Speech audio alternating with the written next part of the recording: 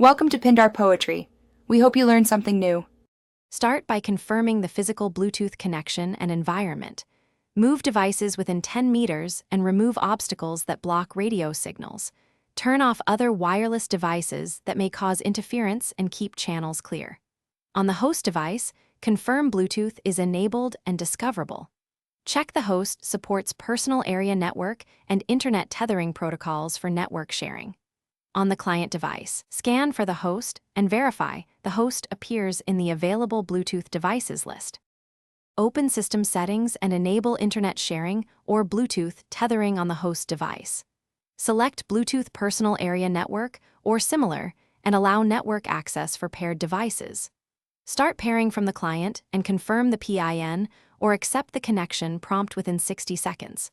After pairing, check the client shows a network interface for Bluetooth PAN or network bridge. Set network priority or metric to prefer the Bluetooth interface for internet traffic when multiple connections exist.